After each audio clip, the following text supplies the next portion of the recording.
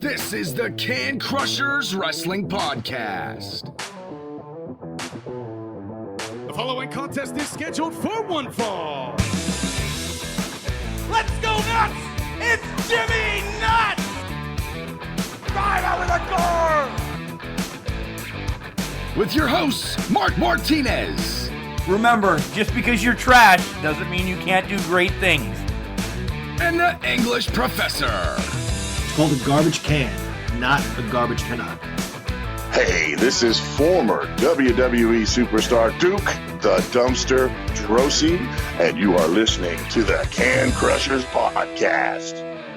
And welcome back to another week of Can Crushers.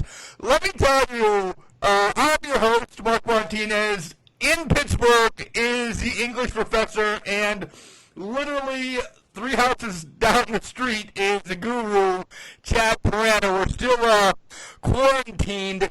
And guys, how are you doing? I'm doing great. Question is, how are you, Mark? I'm all right. I drank a lot of the seltzers. Don't get me as drunk. Well, they get me drunk, but I don't feel it as bad. Chad took a snapshot. That's nice. He wants to save this memory forever.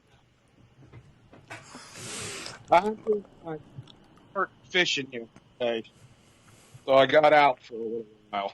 Nice. This is an enthralling beginning. John and I sat down and talked to the Rated X Superstar last night, and the Rated X Can Crusher, not Superstar. We did not talk to Edge. We definitely did not talk to Edge.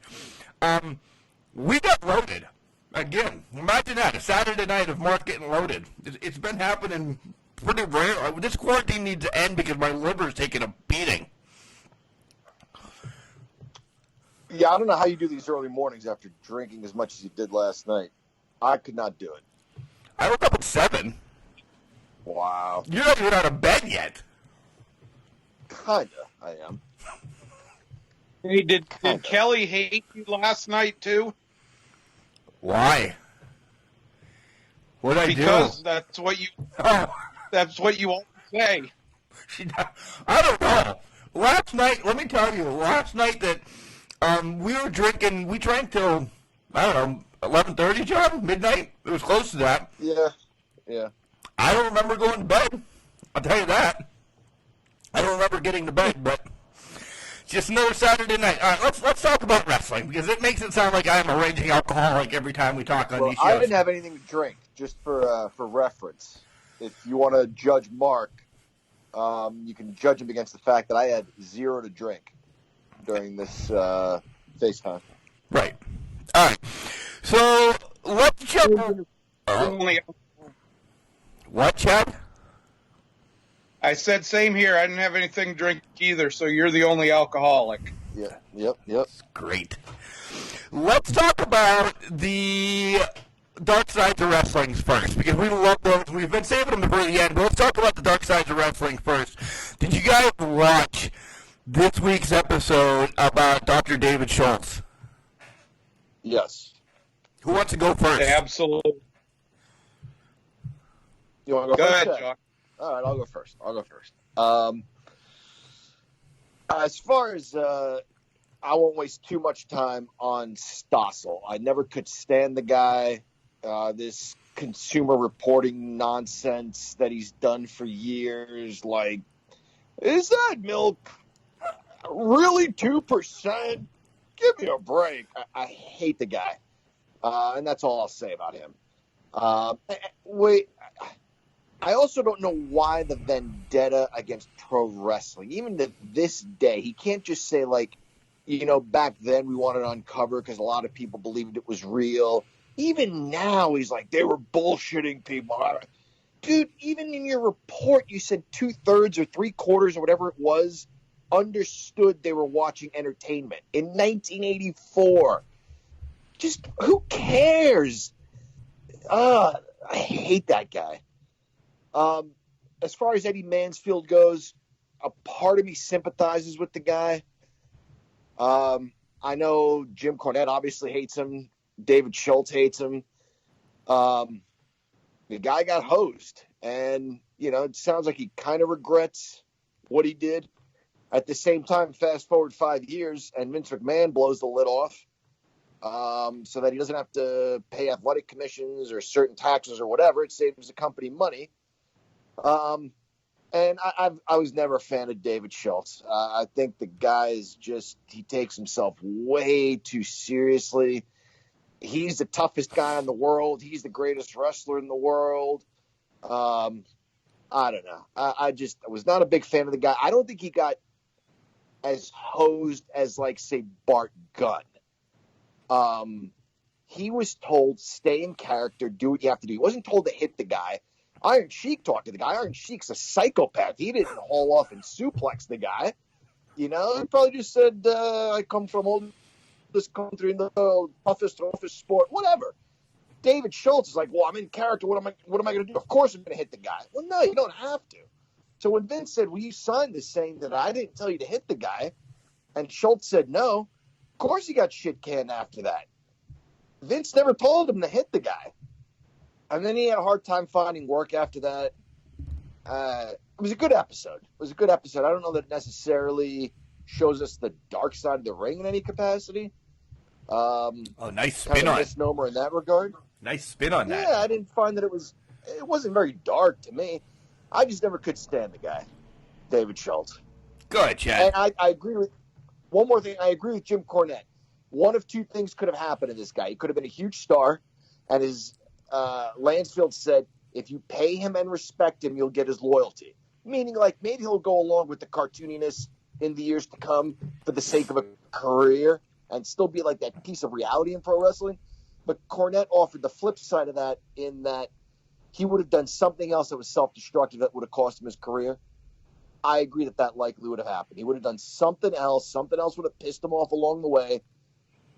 The guy wasn't long for the business. I don't think his frame of mind was what it needed to be a pro wrestler. Wow, one more thing. Go ahead, Chad. I want to say I agree with John where he said about the, not necessarily the dark side of the ring. About all you could take out of it was a minor supposed betrayal, by McMahon and Hogan, which you can, depending on who you can believe, how deep that was. Schultz as a wrestler, he was just I didn't think he was that good. He was a jobber bad guy, for the upper faces to beat on. Stossel, I'm sorry, he got what he deserved. You confront a redneck hillbilly that was trained by the people that he was, and you get in his face. I think he was trying to provoke him, and he got what he deserved. That's about it. Stossel's nothing but a trash reporter. He's Geraldo Rivera and Jerry Springer before they were. I actually didn't know a lot about this. I knew about it, but I didn't know as in depth as they went to find out that Stossel was just trying to dig shit up. And then Eddie, I do feel for Eddie. I really do, because would he have been in the business? Not to this day. Maybe around it, but not in it. But would he have been around longer? For sure. For sure. But Vince, like John said, a couple years later, just like, hey, this is entertainment. It's a freaking circus array. And that's why I feel for him. Schultz, you guys have both said it. I really never cared about him. He was just a jacked up villain. He was, Two-Face or, the Penguin times 11. Just nothing good. There was no real credibility to him. So, yeah. This week's I'm excited. It's about the UWF. I'm really excited to hear all the stories about that. So next week, I hope we can dive into that a little bit more. John, did you catch up on any other ones that you missed from the last 5 seasons, 7 seasons, 25 seasons, 30 seasons?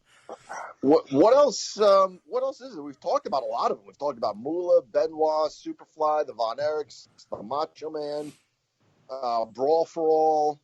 I think you caught them all. Actually, I'm just being a Yeah, I think douchebag again. Yeah, I think I'm caught up. The actors they get for this are amazing. If they're not the same people, they're pretty. I know they're not, but they're pretty darn close. Channing. Doubles. Channing Decker was Chris Jericho in the Benoit I one. knew that. Yeah. Okay. Yep. Very cool. Yeah. I don't know how Hogan left him out to dry. Last thing I want to say is, Hogan's his friend, and one day Hogan ain't got no more time for me. Well, knowing the schedule back then, and Bobby Heenan said Hulk Hogan and Paul Orndorff could be in Chicago for 1 o'clock, wrestle their match, boom, out the door, and be at Madison Square Garden for an 8 o'clock against each other.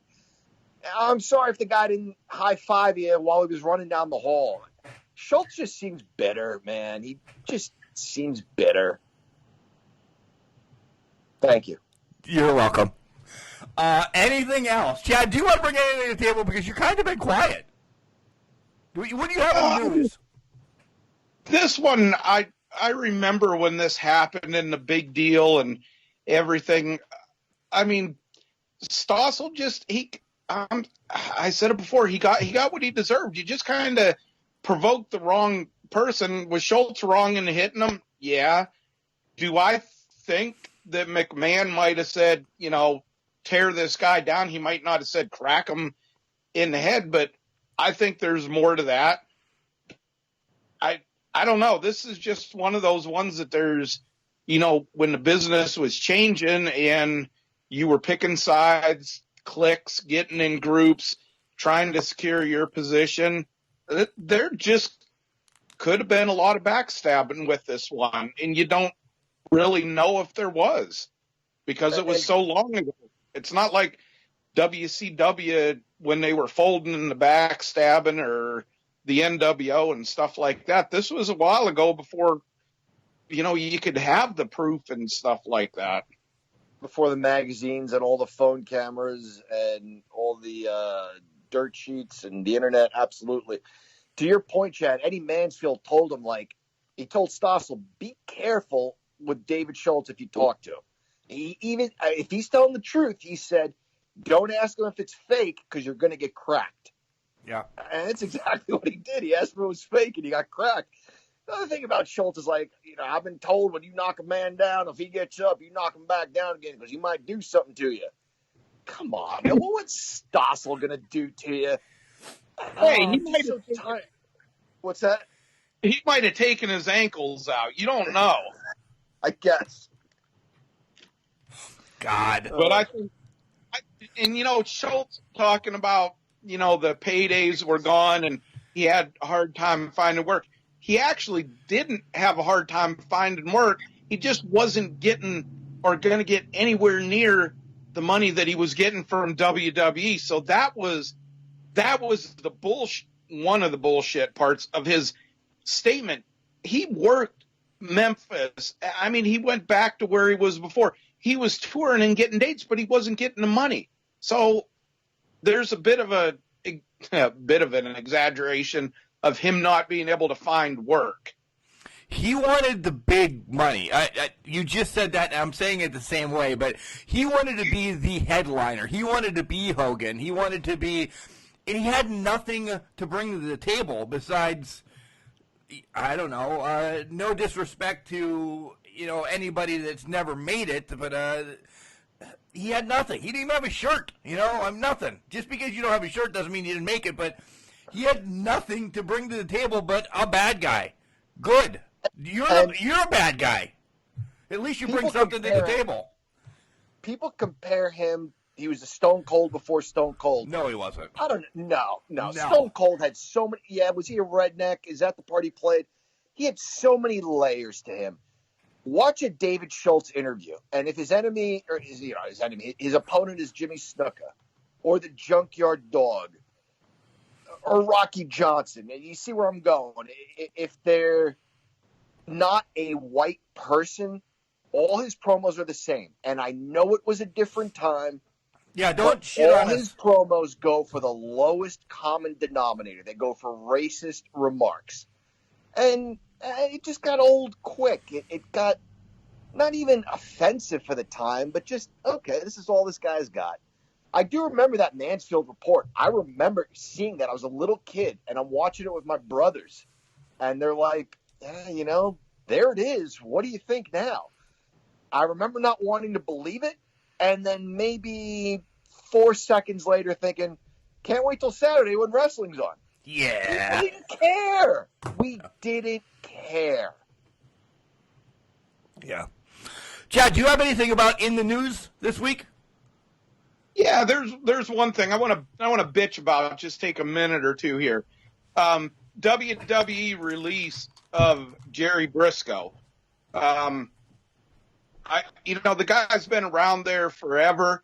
Him and his brother were responsible for saving WWE when they sold Georgia Championship Wrestling to Vince, and the money he got from that. And then in his later years, this is how Vince repays by letting the guy go at this time.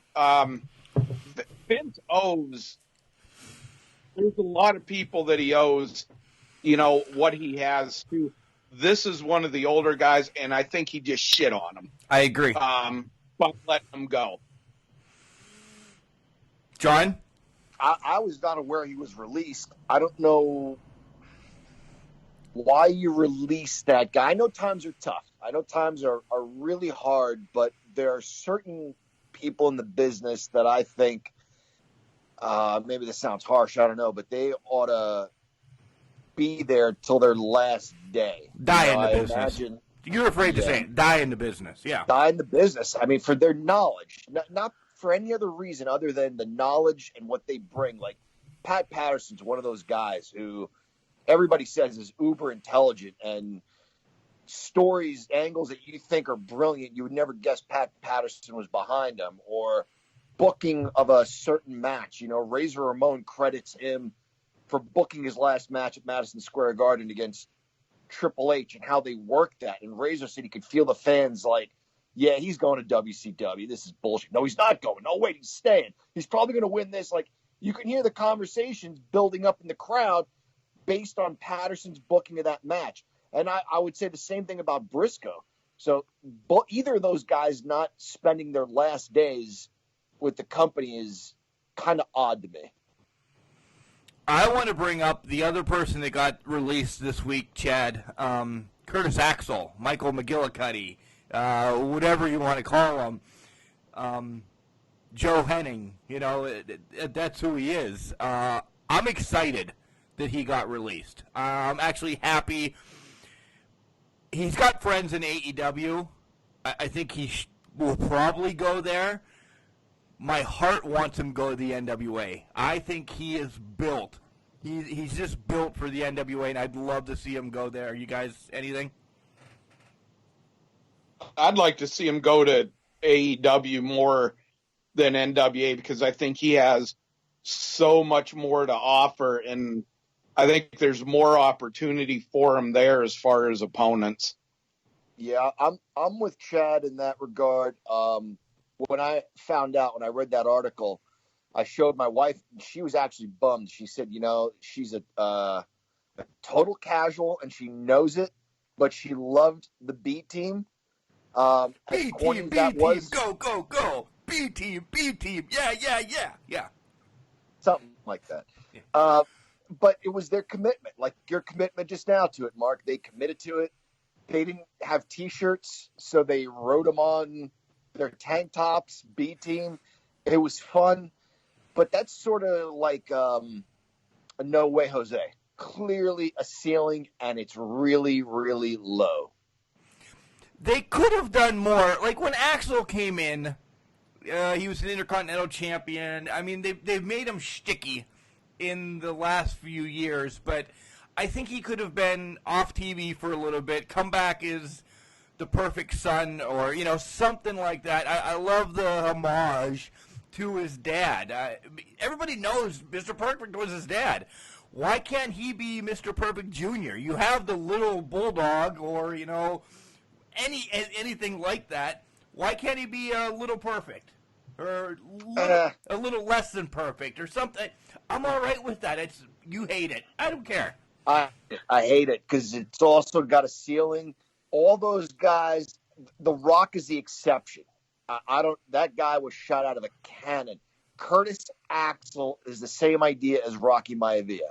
The Rock was something special. You can't duplicate that. You can't force it.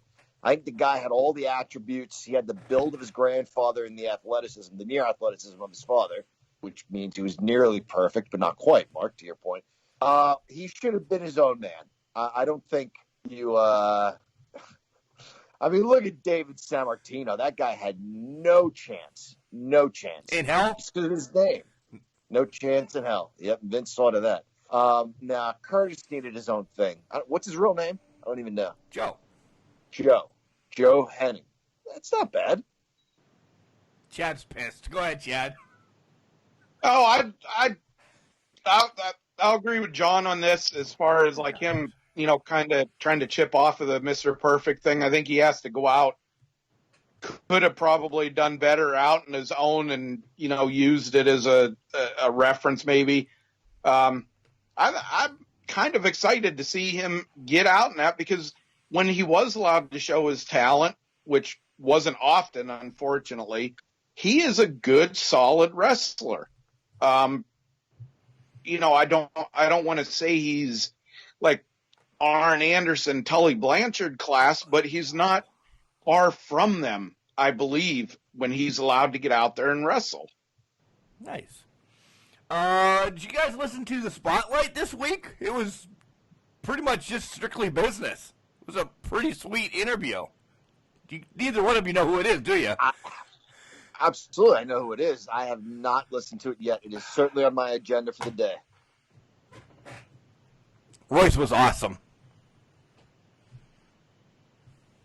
I bet he was. He sounds like a cool guy. He was. And we pulled some punches at our favorite referee in NWA, Jared Fritz, as well. So it was pretty cool. It was pretty cool.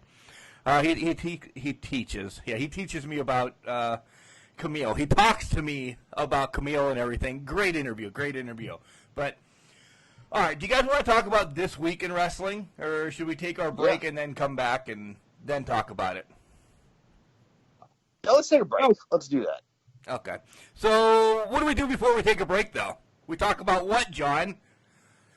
Collar and elbow. Where you can find hats, hoodies, tees. They're awesome. I actually am still in my pajamas, so I'm going to pull back the curtain. I don't have anything on from Collar and Elbow right now. I'm a bad sponsor.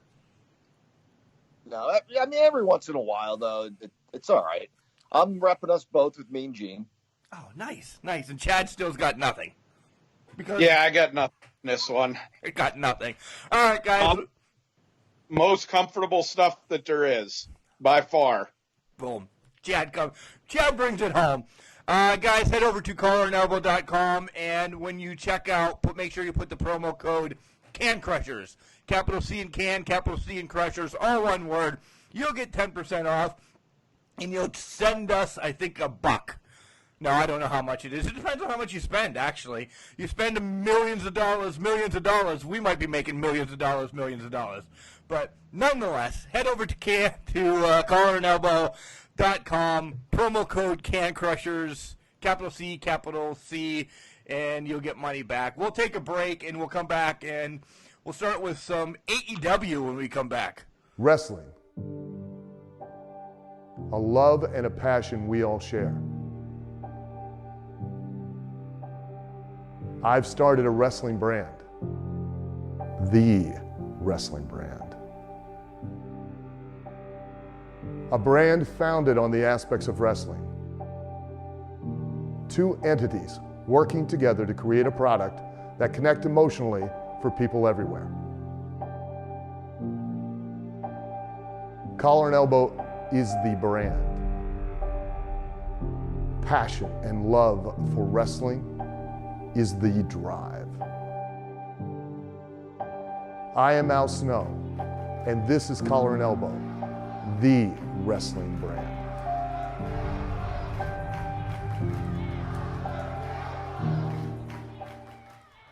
This is Royce, ISAAC, $, and you are listening to Can Crushers.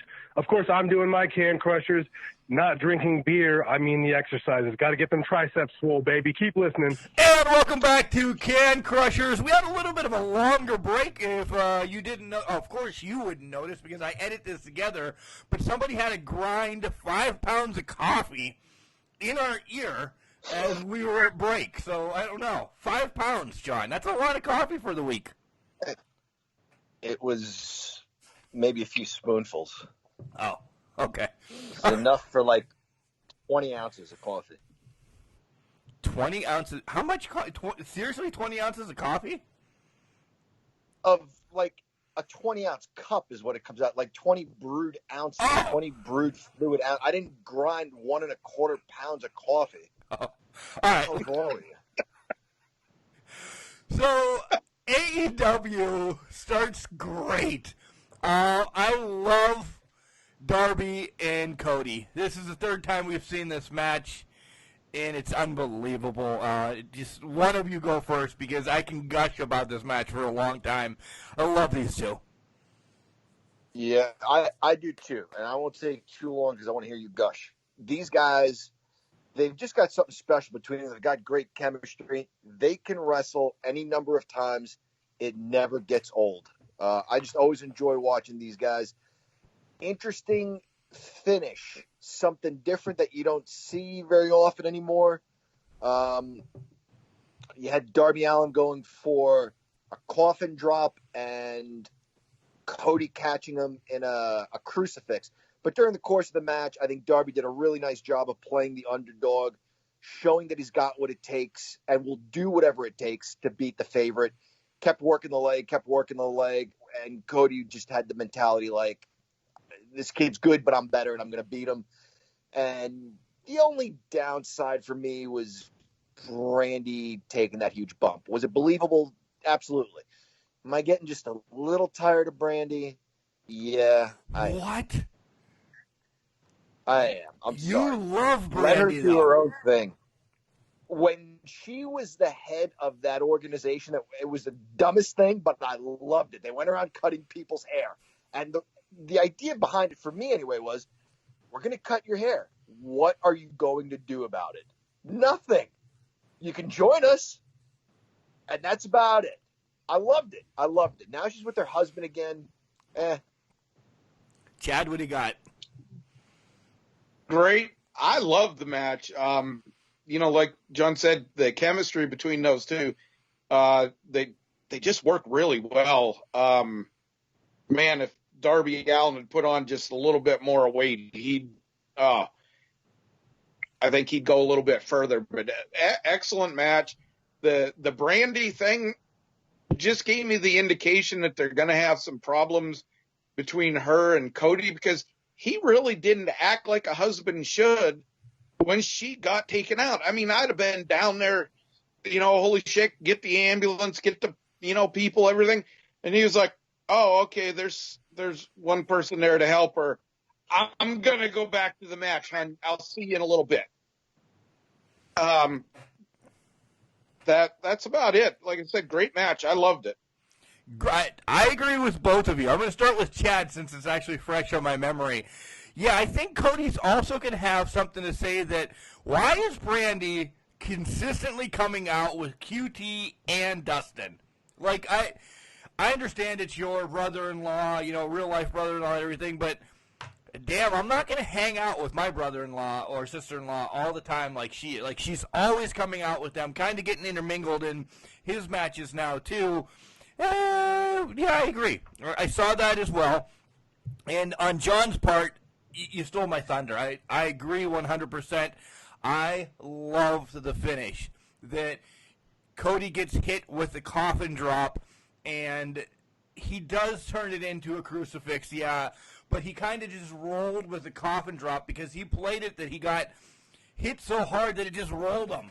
And his body just happened to be up on an angle, and Darby couldn't get out of it. My biggest beef about this is I told you guys, one, that it was going to be Cody against Archer in the finals. I don't think Cody needs this rub. I would have loved if Darby was in the finals against anybody else. Anybody. He needs it more than Cody does. Cody, you own the damn company. So, all right. Next up, we had Scorpio Sky talking about being the third guy in SCU and he wants to be a legend. I don't know. I don't know if I buy this. I know there's nothing really to buy, so to speak. I just think something's going to happen altogether with SCU, and I'm all right with it. Like something's going to happen with them in what sense? Like they're going to break up or they're done. You know, SCU, Scorpio Sky is going to screw over probably Frankie Kazarian next week. Nothing. Okay. Yeah, I can see that. They look like they're trying to push him tepidly and see what kind of feedback they get on him with these promos and that. And he's a good wrestler. Where they take him, I'd kind of like to see it because he's pretty damn good. Yeah, I agree. I just think I think he actually got handcuffed a little bit with the SCU thing. If Kazarian and Daniels wanted to do it, fine and dandy. They didn't. I know he was first tag team champion and all that, but I don't think he really needed. He didn't need that, so to speak. MJF is healed, but he got hurt again. What, Chad? It is a miracle. You know, he got, that life-threatening hangnail. He was about to lose his arm and then possibly more. I'm glad to see that he's going to be okay. But he nicked his neck. I still think he'll be good, if he nurses it, stays in bed, has the hotties come and take care of him. I think he'll be good.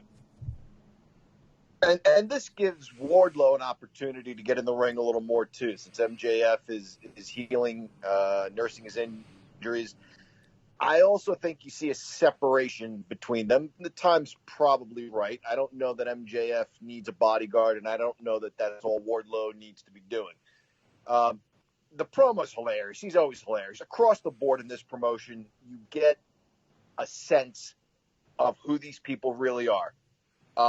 It's just like Jim Cornette says, it's who you are ramped up to whatever the number is, 10, 11, 20, whatever. That's what you see in AEW. That's why it's so much fun. It makes me laugh every week. It's a good time. This is another fun promo by MJF. And there are some good promos on this show. Wait, we'll get there. Yep. I'm waiting.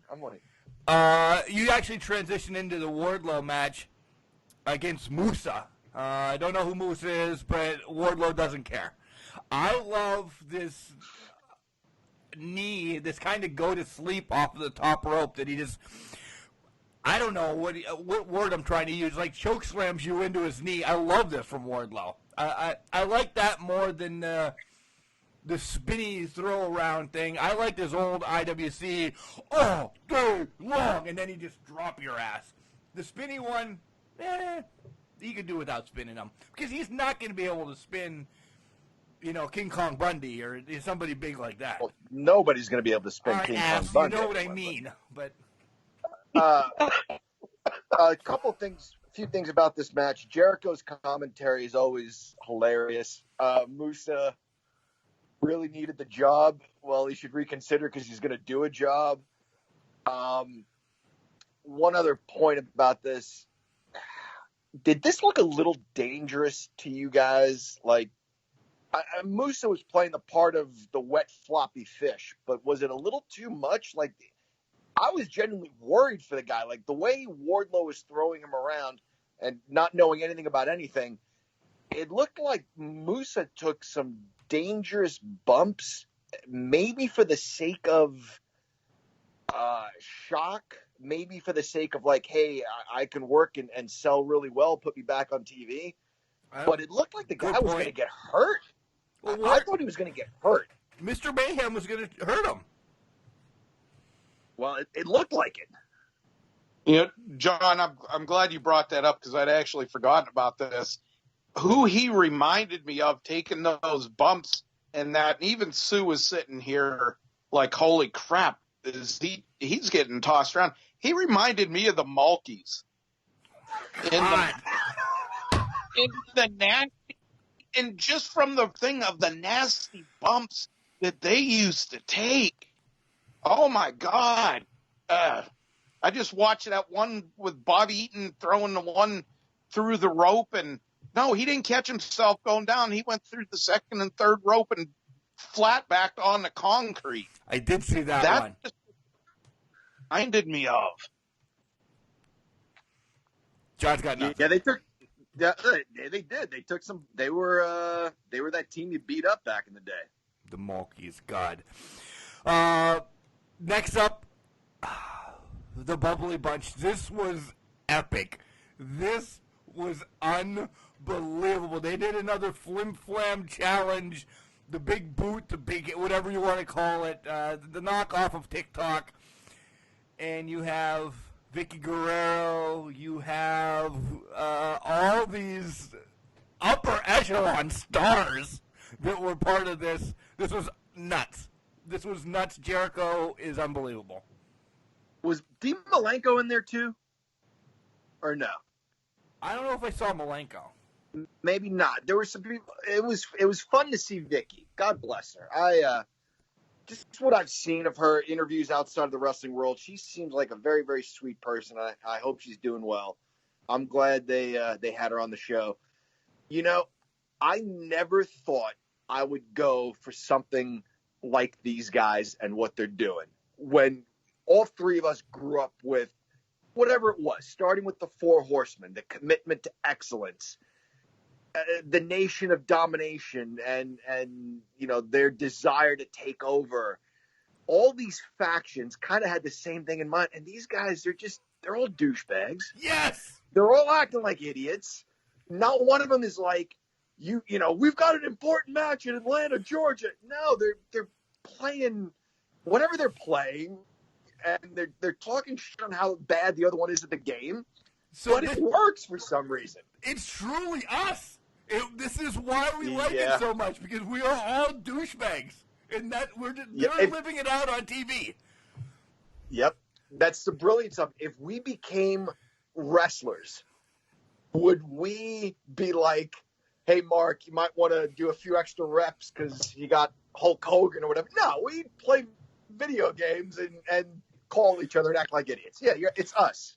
If we became wrestlers, Mark versus Hulk Hogan, imagine that. I'd love, Chad, you got nothing. You had to have been going nuts on this. The bad part of nuts, because you don't like this shit. I watched, I'll admit, this week's was the first one that I watched, and I was rolling. These guys, they're a trip. It's like I said, it's like us if we were wrestlers, just being asses for the hell of it. And it was really funny. So my mind's kind of going, you know, a little bit more towards that. It was great. It was great. I'm still calling that, not athleticism wise, but I want to be Sammy G. When we do this, I want to be Sammy Guevara because he's the one having the most fun with this. I'm telling you. I want to be. What is his name? Santana. No, Ortiz. Which is the one with the bigger, bushier beard and afro? You can't grow a beard though. That's the thing. You've had the same. No, I can't. You've had the same stubble since 6th grade. What a dang. I'll be the bald one. We can find a wig for John. All right. Yeah. The next match I could have given a crap about. Havoc and what the hell is his name? Skip. It's not Skip. Who's Havoc's partner? Taking on the Best Friends in the no DQ match. Yeah. It was chairs to have chairs so they could get a new set of chairs, I guess. I don't know. It was way too many chairs in this match. Nothing did it for me. I agree. Kip. I'm not one. The tag team division Kip is right. Confounds me. Skip, not Skip. He's not a Body Donna. Yeah.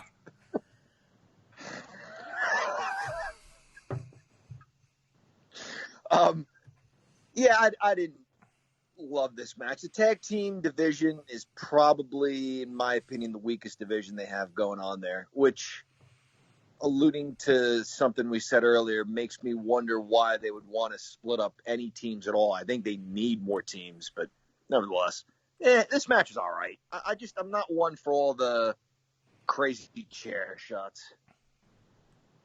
Yeah, this was a potty break match. The only thing that was good out of this match for me was Penelope Ford being out there. I was hoping to see her do a Hurricane Rana, but no, not this week. John, go ahead. This is the interview you want to talk about. This is the promo you want. Just go. This is where, this is with the Britt Baker. Okay. We've said this in weeks past. When AEW does a promo, they make you believe they are where they're supposed to be. WWE does not. Whether it's Maria Kanellis' feet strapped up and we're supposed to believe she's at her OBGYN appointment, there's just nothing believable about it. This was like an office with rooms, and Britt's taking us around. She's brilliant. I think we're seeing a side of her that we weren't able to see before, and I think it is, and she's admitted, it's a part of who she is, and it's ramped up, and she's having a great time. The part with the assistant is funny. It's passive-aggressive abuse by Britt Baker. It's a great segment. And just, when we're getting tired of being reminded that she's a dentist, they flip the script on us and really drive this point home. It's a little McMahonism. Oh, you're tired of it? Let me shove it down your throat. And it's beautifully done. Her assistant, before Chad goes, her assistant is Rebel. Her and Britt have had some matches, I believe, in either Rise or Shimmer or someplace like that. Rebel's a great wrestler as well. So I want to give her stroke. Go ahead, Chad, because I want to end with what I have to say. Britt, I can't say enough how well she has fit into the heel persona and the flipping the switch from, actually, hey, this is what's going on, blah, blah, blah. And then she just turns bitch. Absolutely love it. It shows that this is her spot to do this versus just being a good girl. She loved her matches, her personality and everything like that. But this gives her more of an edge, and it's absolutely great. Britt has brought realism to my life with this interview. I can never be a role model. I wear glasses. I'm fat. I'm 43 years old. I've always been a wannabe. I do have a snaggle. I've hit every one of those things. So I think she really wasn't talking to Tony. I mean, Britt has a picture of me and Ethan. She just had to bring it to me that I cannot be a role model in my life. I wasn't placed here on earth to be a role model. So, Britt, I still love you, but thank you for just crushing my life. I'm done. That's it. This will probably be the last time she gets brought up on a podcast because she hurt my feelings. Until next week. Right, until next week. She's fucking amazing right now is what she is. She is pissing me off. She really is. Like, her segments piss me off. They're brilliant. They make me really wonder about who was the person we talked to all those times here in Pittsburgh. I brought up Ray Lynn to you, Mark. Yeah. In getting to know her just a little bit, you see, like, she's a kind person. But, like, at IWC, I could say to her, like, hey, great match. She's like, oh, yeah, thanks. And I was like, bitch, I'm trying to be nice to you. What's your problem? And now, like, I'm getting that same thing with Britt. Like, no, she really is this nice person we remember from way back when. But now I'm wondering, like, really, who is she? It's brilliant. It's just so well done. By the way, Calvin reached out to us. We were part of the Couture Club. Did you guys know that? He has dubbed us. Know that? We are dubbed the Cadillac Can Crushers in the Couture Club. Nice. Right? Cadillac. I love it. Yeah. I'm serious. That's an honor. I know. He was inviting people in to the Couture Club, and he of course invited us in. He, boom, and he's like, these guys are the Cadillac Can Crushers. So nice, thank you, Calvin. All right, moving on. Wow. Spears against Barrett Black. One thing I have to say about this is people have went nuts that Spears used the sharpshooter. As did Brett give him okay to do this? Do we need to be given the right to do a move and not us, because clearly we don't need the. We're right gonna do it anyway. Yeah, but did he really have to call Brett to ask if he could use the sharpshooter, or why are people making this a big deal? There's a guy that wrestled in Jim Crockett Promotions. You guys may have heard of him. His name was Sting, and he had a hold that he liked to call the Scorpion Deathlock. Circa 87, 88, which is a good 4 years before Bret Hart is using the sharpshooter as a singles wrestler. There is no bigger Bret Hart mark than myself. I can listen to that guy toot his own horn all day long. If this is true, and maybe this is just a fan saying, hey, you should have checked with him first. I can't imagine Bret Hart is upset about this guy using this hold. I can't imagine. But if he is, then come on, man. You got to be kidding me. Man. Maybe he's losing it. I don't think in this day and age using another wrestler's hold, and unless it's just being a dick about it and you're slamming them or you're in some kind of real life squabble with them, I just don't see the big deal. And like you said, Sting used it before Brett did, and there was guys in Memphis. Bill Dundee actually used a version of it.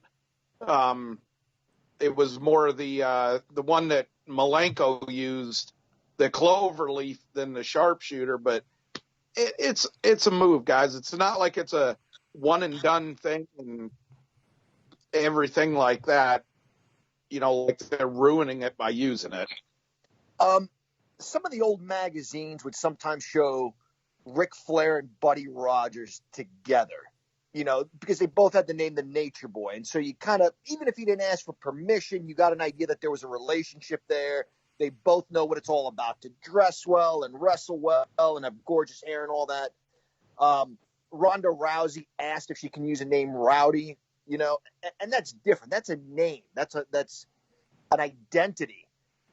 One hold in a move, that's not the same thing. Right. That's where I was getting. Like, there's only so many holds or moves in wrestling that at some point they're going to cross over. There's somebody else using it in, Sharpsville or in Degas Honda or wherever the hell I'm trying to say right now. Somebody else is using that. Did he have to call Bret Hart or Sting or it trickle down the line? I think it's stupid. And fans sometimes just blow this out of proportion. Next matchup. Two other quick things. I love the fact that he's Canadian, and Jericho loves all of Canada, but hates Niagara Falls. It's the dumbest place. It's great. That's so good. And who knew how much charisma this guy had in WWE? Neville? It didn't shine. Not Neville. I'm sorry. Spears. Shoot. Spears, not Neville. I apologize. Spears.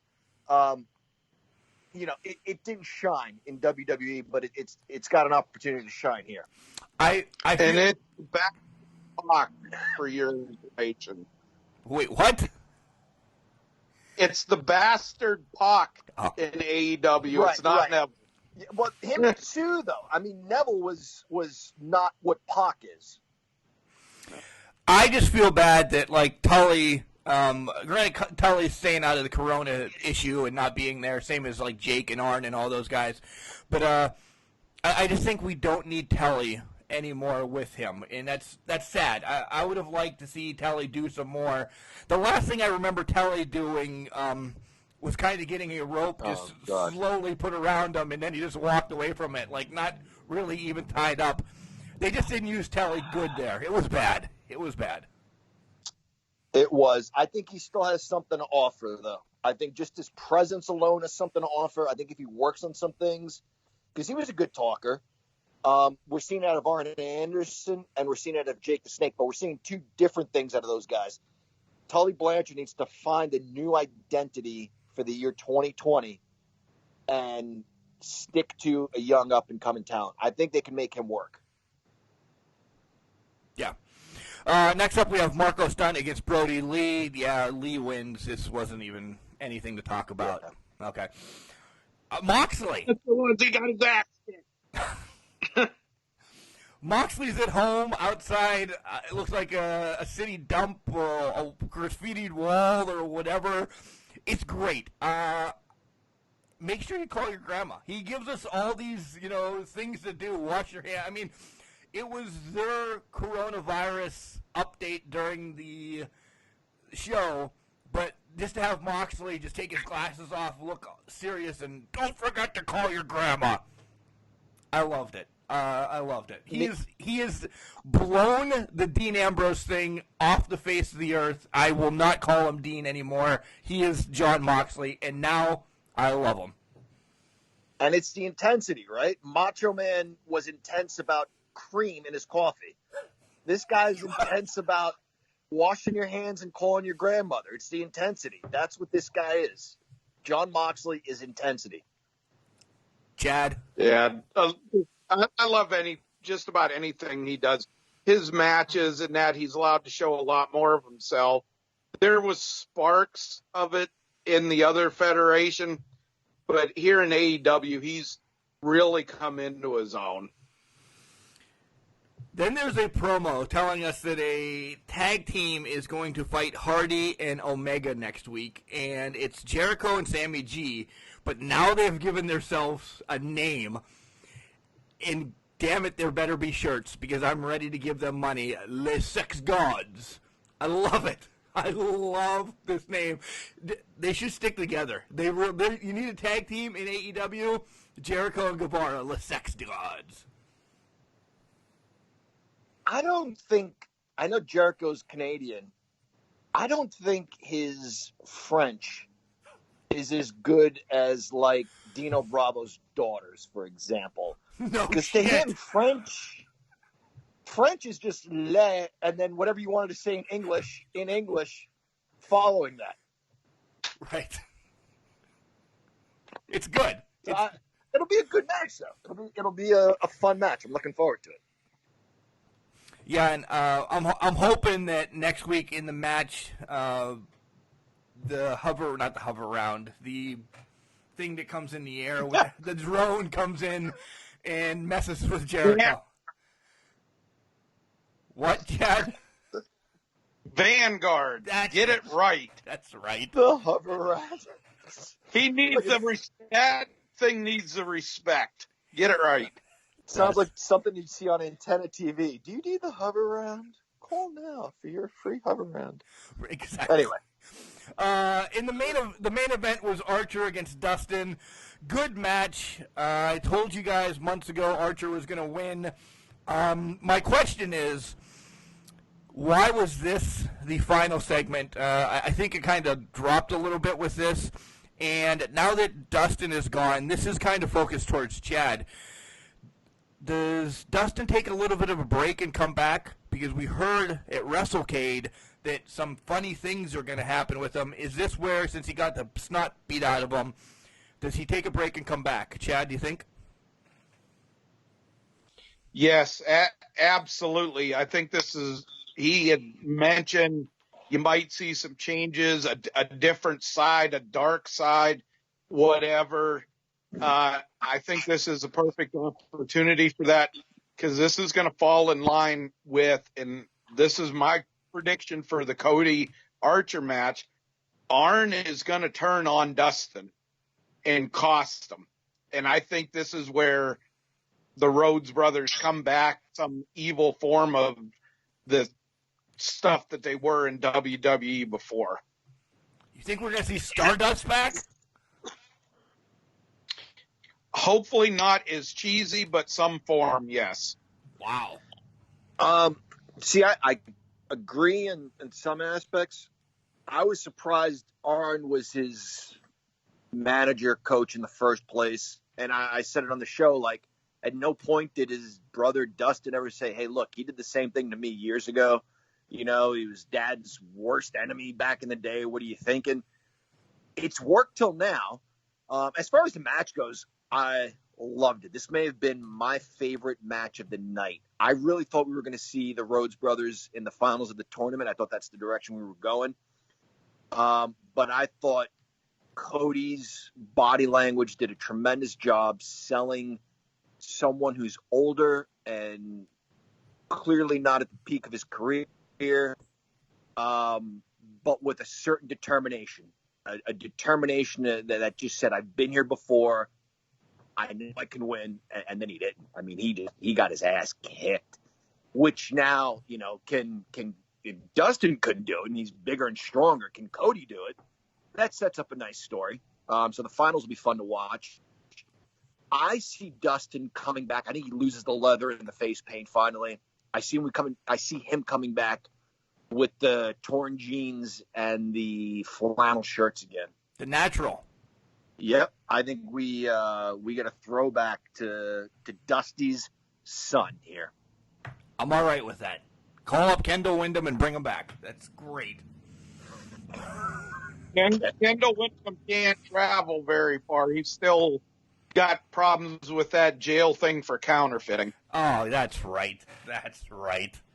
AEW, great show. It really was.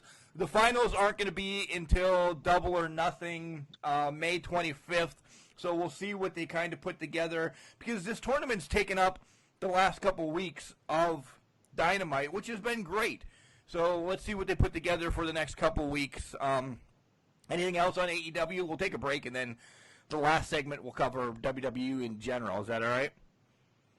Yeah, very good show. Very, very good show. Excellent. I liked it.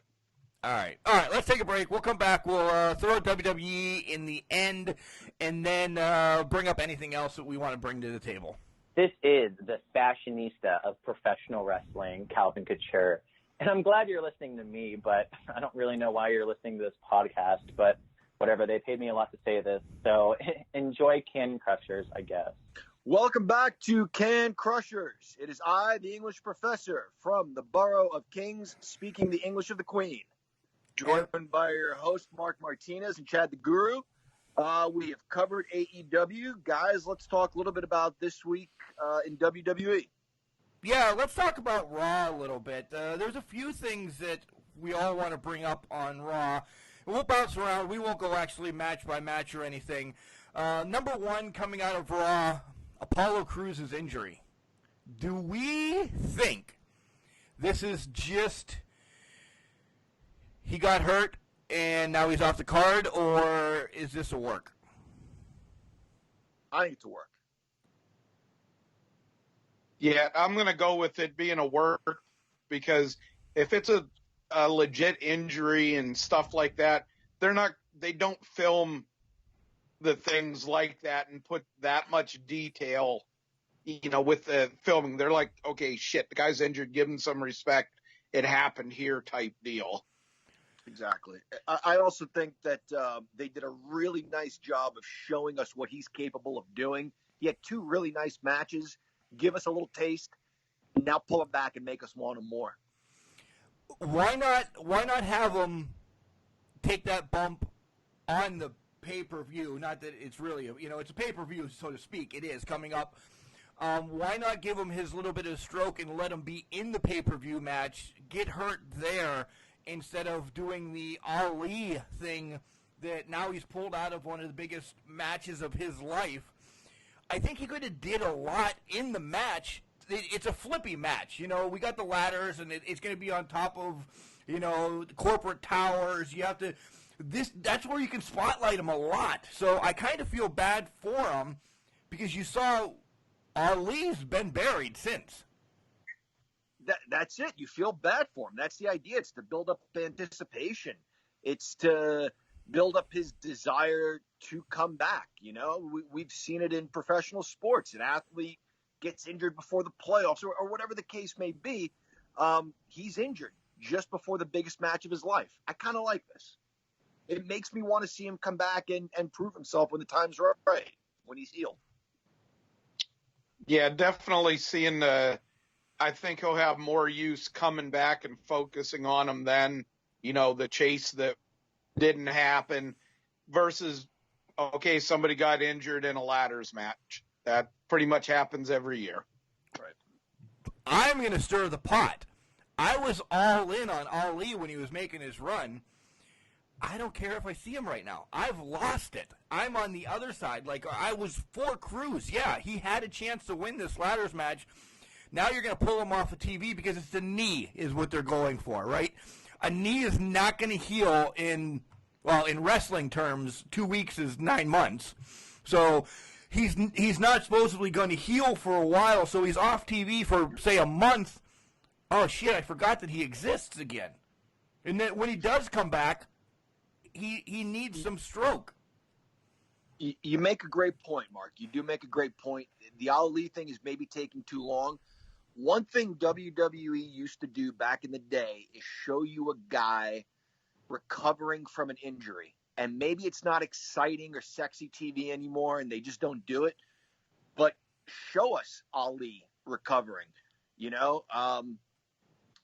did it with back in the day. They showed Tito Santana in an honest-to-God hospital.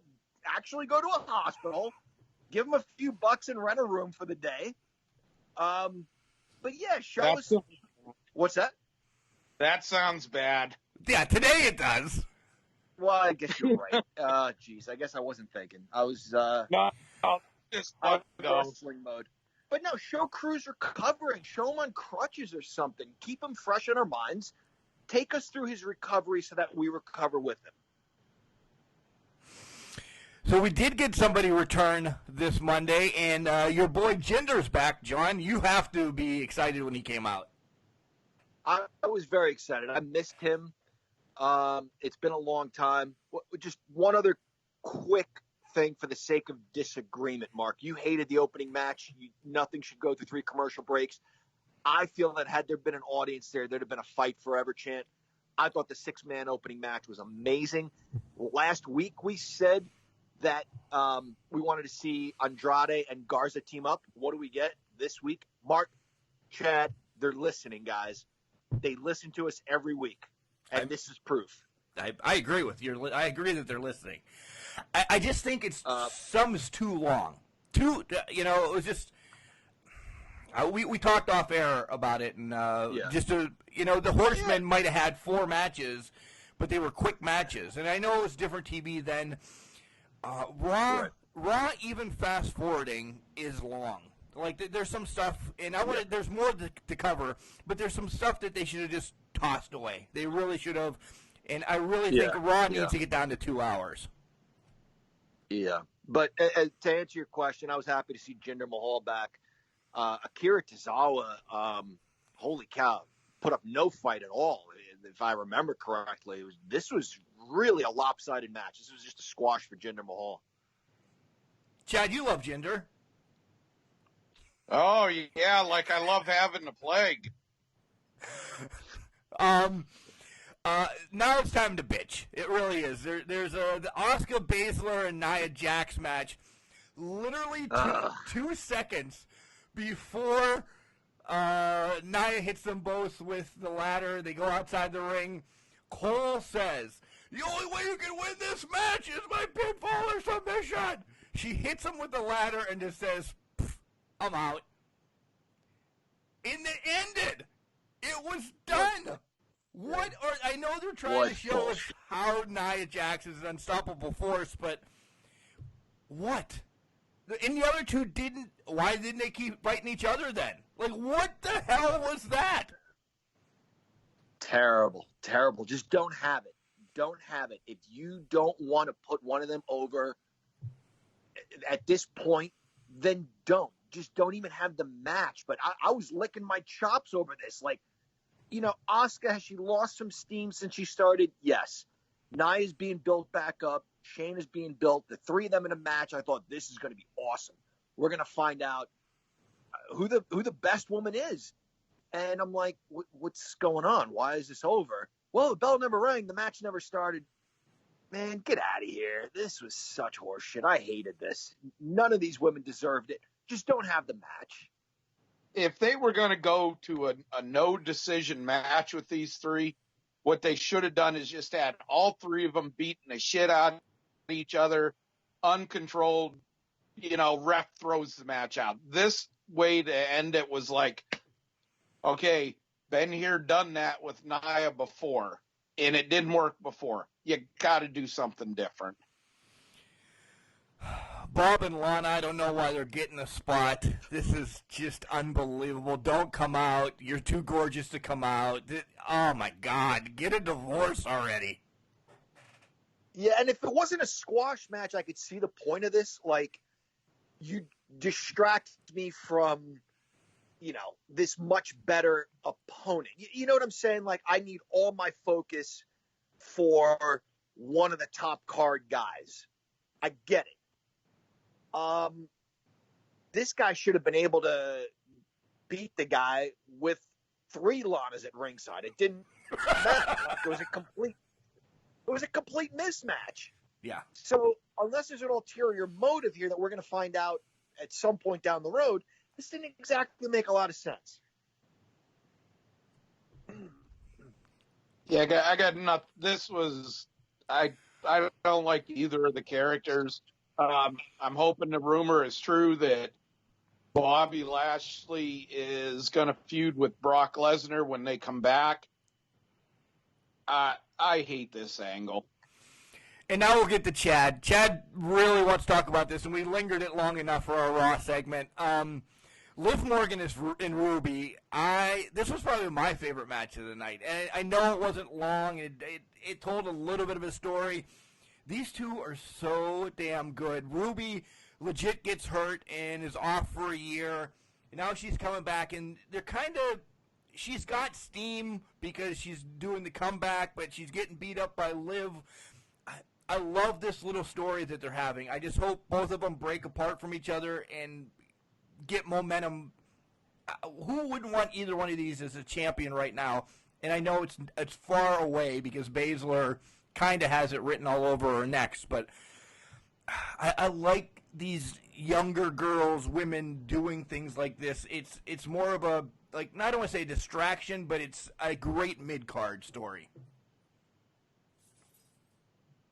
After I went to that house show in State College, Mark, do you remember me texting you while I was there saying Liv Morgan can wrestle? Why the hell are they not letting her wrestle? Well, they listened to us. They heard us on the podcast again, and they see this. And she can. She's good on promos. Ruby Riott, I think, is getting, I want to say getting screwed by the time that she's coming back just because of everything going on. I think her comeback would have more oomph to it if we had fans and stuff like that. But I love both of them. Liv Morgan looked great. And you love her finisher. I like it. I really like it because it's not your typical, got to wait for the guy, or guy has to be in a, necessarily la-la land or whatever. It's like, okay, sitting in ropes, and she just runs in and grabs her. Okay, let's say somebody grabs a hold of the ropes to stop, and she's like, screw you. She just runs in, snags her, and slams her. It's cool. Absolutely love it. I enjoyed this match for all the reasons you guys said. On a larger note here, this doesn't do women's wrestling any favors. Anything we've seen between both shows, with the exception of Britt's promo, nothing's really doing women's wrestling any favors. right now. I don't think they are. Mark, you shared a story on Facebook, and I don't know who it was that said we need more women's factions. Chelsea Do you remember Green. that story? Chelsea Do you remember Green. who said it? Who? Chelsea Green. Chelsea Green. Okay. I absolutely agree. They don't, in general, they don't give stories enough time to develop, whether it's tag teams, but particularly women's stories. I don't think are given enough time to develop. The Riot Squad was very cool. You had 3 people from completely different walks of life, castaways, or outcasts, is what I'm trying to say. They're not stuck on an island somewhere. Outcasts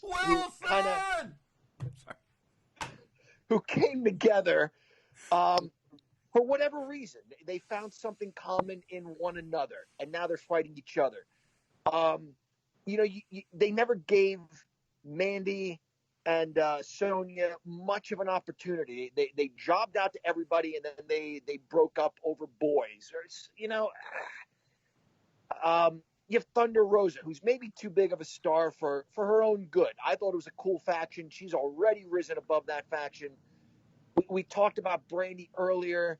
I love that story. Now she's back with her husband, playing the part of the rah-rah cheerleader and taking like an Elizabeth ass bump to the face.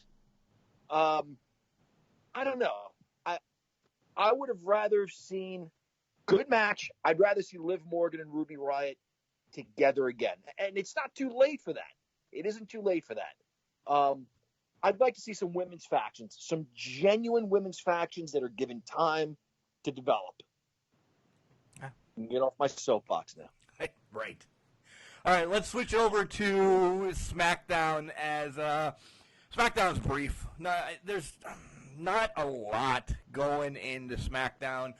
Daniel, we forgot the contract signing in Raw too, but it's of course contract signing. Everybody fights, everybody gets destroyed. And neither of those guys are good talkers. I'm sorry. Seth Rollins has had ample opportunity to become a great talker, just isn't.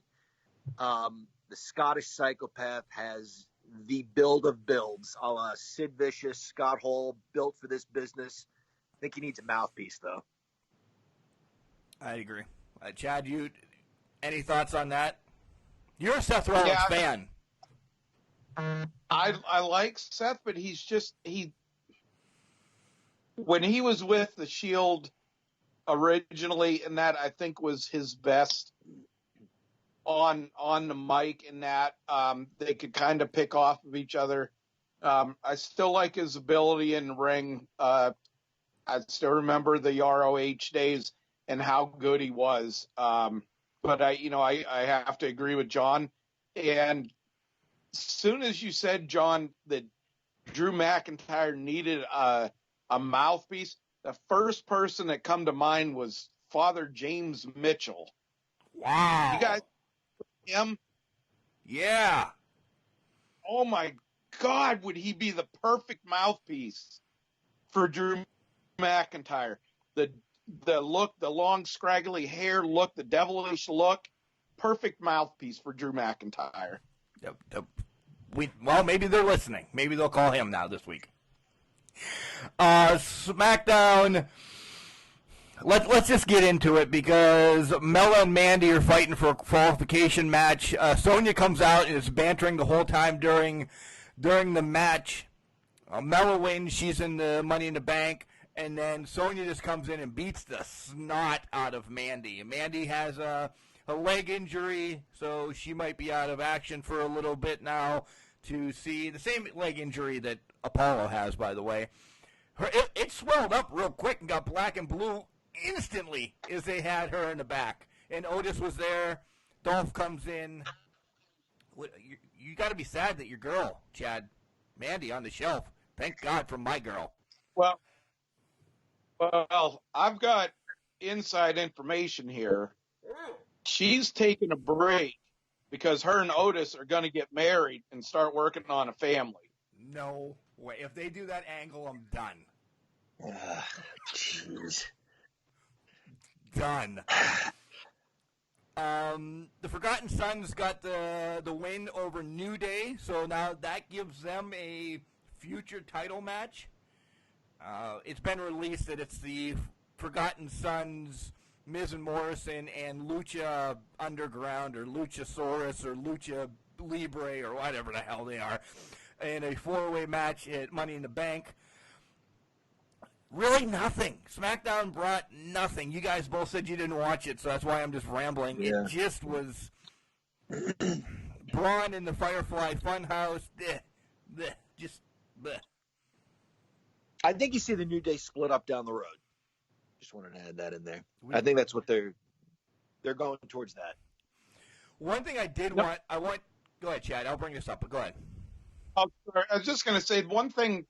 This is kind of an odd take for Vince to pull this, but the Forgotten Sons were kind of like, I don't want to say the jobber team in the NXT, but they were always getting their ass kicked by everybody. And now you bring them up to the main card, and you're supposed to take them serious against, although a limited amount of teams, the best teams that you have right off the bat. It doesn't make a hell of a lot of sense. Excellent point. Does it ever?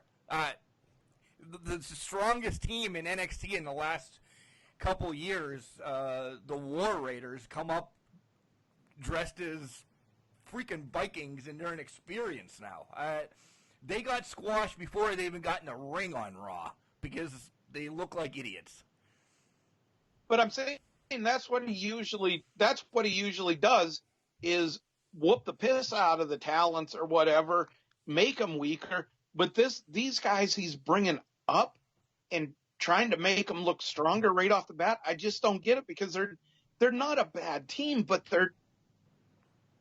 you let go of the Revival. You got rid of Anderson and Gallows, and you're going to bring up these guys and make them strong? Yeah. Okay. One thing I did want to bring, I want to wrap back around to Mandy, Dolph and Sonya. Dolph and Sonya were in the back talking, and if you guys can see this clip, pause it. Don't listen to what they're saying, but just pause it and look at them. Dolph looked like Benoit, and Sonya looked like Woman.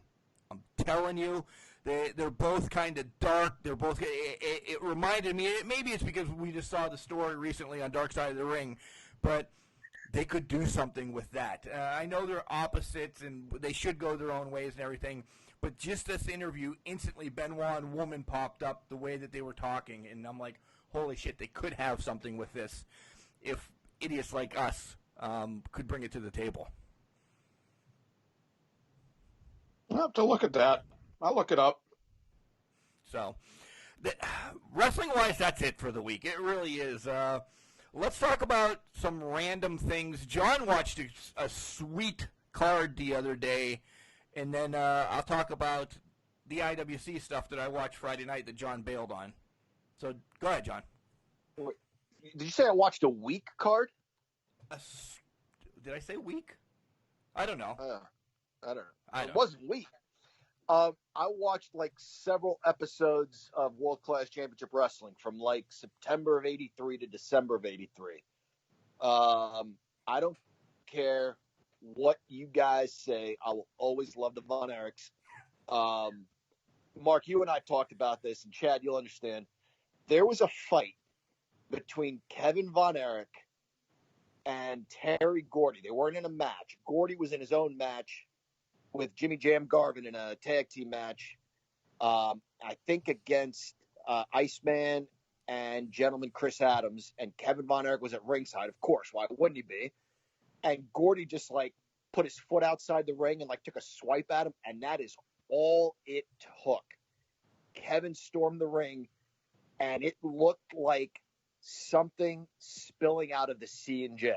Oh, my God. That's a bar in town, These guys, by the way. It used to be a bar in town. These guys, the punches, the rolling around, it just looked real over something, I don't want to say inconsequential, like taking a swipe at somebody, but like, I don't know. It was like if you're at the C&J and someone said, "Dickhead, get out the fucking way," and then boom, the next thing you know, these guys are out the door rolling around. They beat the crap out of each other. I just never get tired of watching the Freebirds and the Von Erichs. And I remember, I know what you guys have said, the interviews you've brought up from when you guys were at the Crockett Cup, right? WrestleCade, but that's all right. WrestleCade, I'm sorry, WrestleCade, yes, when you guys were at WrestleCade. I have, I believe it's on the DVD that I have, World Class Championship Wrestling, where Michael Hayes is with Jimmy Jam Garvin, and someone just give us your thoughts on Fritz Von Erich. And Jimmy Jam Garvin says, screw him. And Hayes goes, screw him? And he goes, screw him. And Hayes goes, elaborate. And Garvin says, he was going to the bank. And Hayes goes, so were you. And Garvin's like, yeah, you're right. I think guys hated the fact that the Suns were pushed, obviously. You know what, though? They were great-looking kids. They could work. Looking back, God, I don't know what was going on, but Kerry, a lot of the time, just didn't look like he was with it.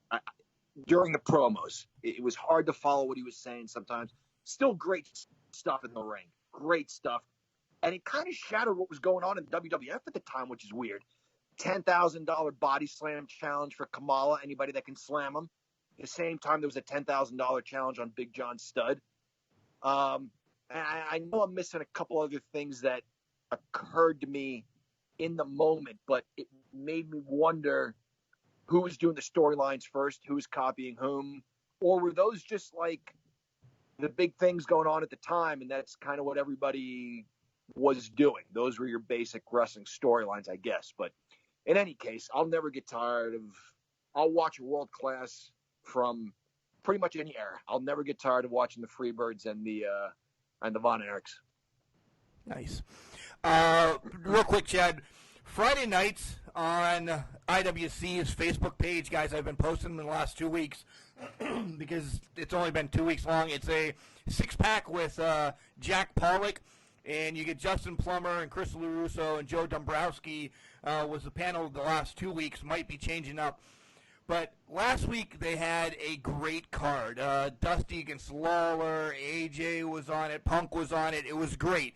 This week it was more IWC-based. They did have Abyss come in. AJ against Christian was the huge main event. There was a War Games match, mostly IWC guys from that era.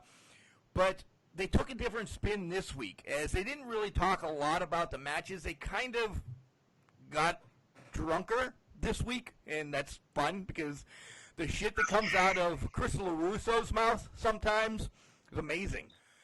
They just opened the curtain a little bit and told us some backstage stories. I just want to tell you guys, when I post it Friday nights at 8 o'clock, get on and watch it, either on your smartphone or actually sit at the computer and watch it. These guys are doing cool things. Like, once wrestling comes back, I think this should be a show for IWC once a month or something. Just grab people. And they said maybe they're not going to do, they're going to do one again Friday, but they're going to just tell stories. I don't want to ruin it for them, but they were throwing some of their own roster under the bus as they were drinking, and that's the shit that I love. I love hearing that. It's fun. It's just something that ties us all together as wrestling fans. They're opening up, not being Jack Pollock in the ring, being Jack Pollock sitting at home drinking whiskey and moonshine and beer, and you see Plummer's kids run in every once in a while. I really love this. Shout out to... And this is why I didn't watch SmackDown. They're going head-to-head with SmackDown, 8 o'clock on a Friday night. Right. And that's why I didn't watch it either until Saturday morning, SmackDown. It's fun. It's fun. It's an indie way of doing it yet again, and 2-to-1 Media and IWC putting this together. We miss wrestling, and LaRusso kept saying, we might not have wrestling until 2022. We don't know. It's a joke, but we really don't know, and it's keeping them relevant. Don't say that. I hope not. I agree. Speaking of which, Chad's pissed off because another one of our big cards, there's the middle finger, another one of our big cards that we were going to go to, ROH announced Friday, and I woke Chad up by telling him this, that everything in June has been canceled. And Chad, what did you text back to me? Boy, aren't you a ray of effing sunshine? You're the only one that didn't swear yet this week. Why? I don't know. I'm just not with it. There's nothing really pissing me off this week other than the Jerry Briscoe firing. All right. But hey, totally news off the wall. Just got the text. Andy Dalton signed with the Cowboys. Oh boy. Thank God. Cowboys. That'll turn that franchise around. All right, so we're going to go back next week to watching a show and talking about it, and it is time for Chad to pick. Chad, which show are we watching next week? How about you give me about a half a day to go through? I want to get a good one. Okay, well, and I haven't been watching them enough to pick one off the top of my head. All right, we'll announce it then later this week so they can watch it and then listen to us as well. Good call. All right, anybody else have anything to wrap up with before I do the stick? Of course you do.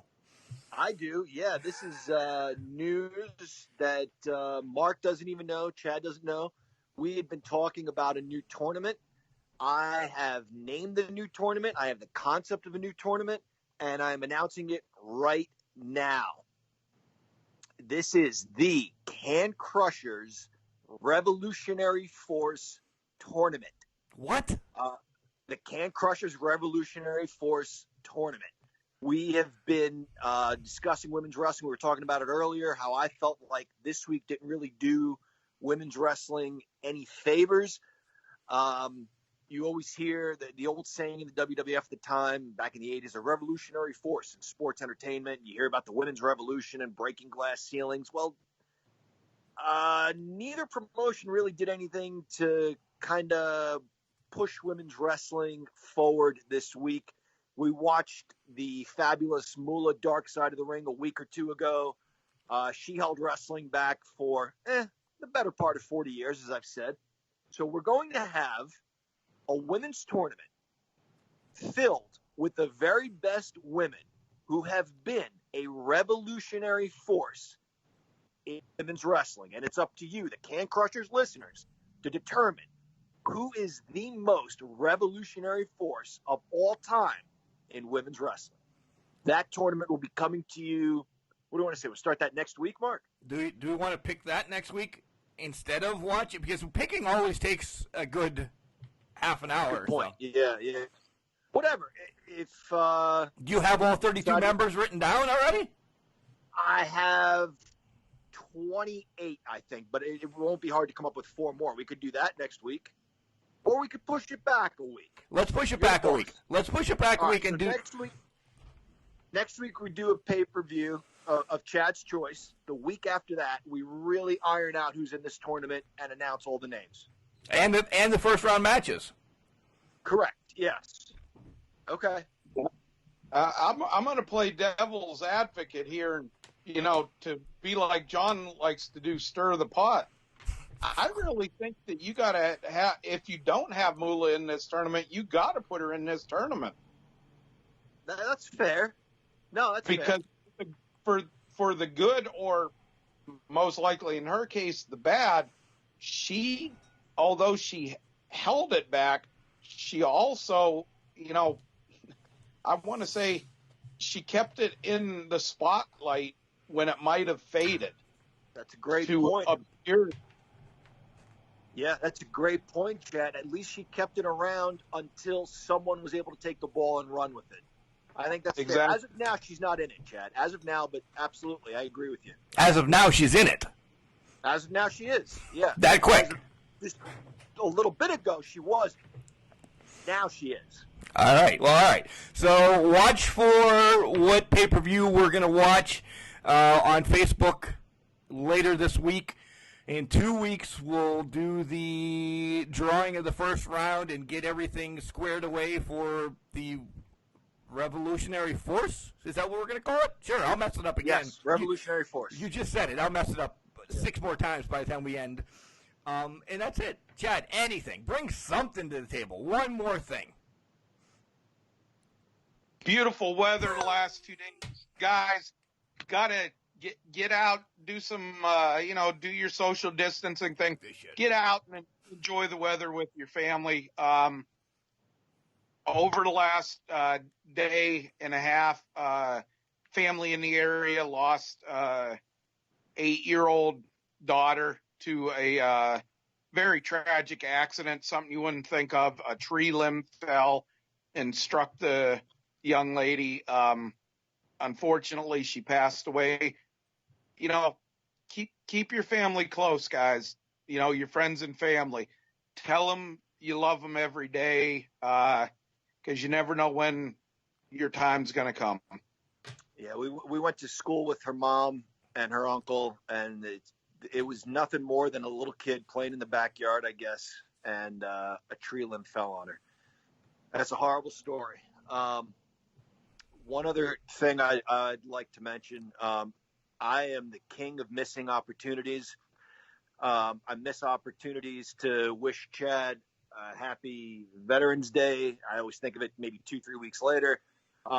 We were recording with Mark, I think, on your birthday, Mark, and we record the show, and my wife reminds me that it was your birthday. I'm like, I could have reminded him on the air. Absolutely, I'm not going to let this slip my mind, though.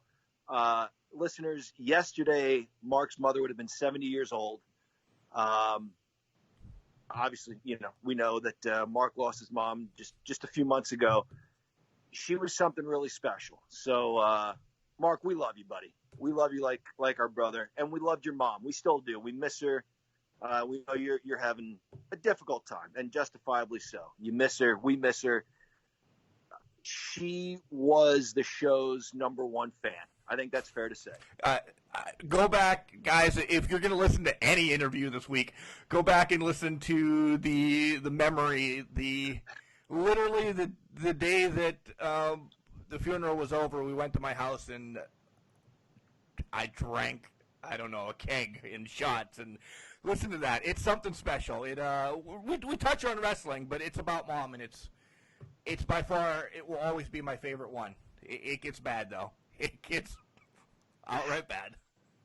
Happy belated birthday, Helen. Love you, Mom. And that's why, guys, you can ask either one of these two. We'll leave this running for a second. Whenever I hang up, what is the last thing I tell either one of you? And I'm not ashamed to say this to anybody. I truly do love you guys. He tells us he loves us. Yep, he tells us he loves us every time. All the time. Feeling it, oh, my friend. So, all right, guys, you know where to find us. Facebook, Instagram, and Twitter. All of it's at CanCrusher69. To send us some emails. We're going to start piling in the Ask Can Crushers Part 2 questions. It's cancrusher69@gmail.com. Head over to our website that's not doing anything because we can't go anywhere, and John's not blogging because there's nothing to blog about. So, yeah, you can look at it, though. It's pretty stagnant right now. I'll get back on there. Yeah, you can blog whatever you want. Guys, we love you. Thank you for continuing to support us, and let's see if these guys can do the outro together by themselves correctly. All right, I'll start it, Chad. Remember, Chad, just because you're trash, it doesn't mean you can't do great things. It's a trash can, not a cannot. I'm close, damn it. Close. All right, close. See you Wednesday.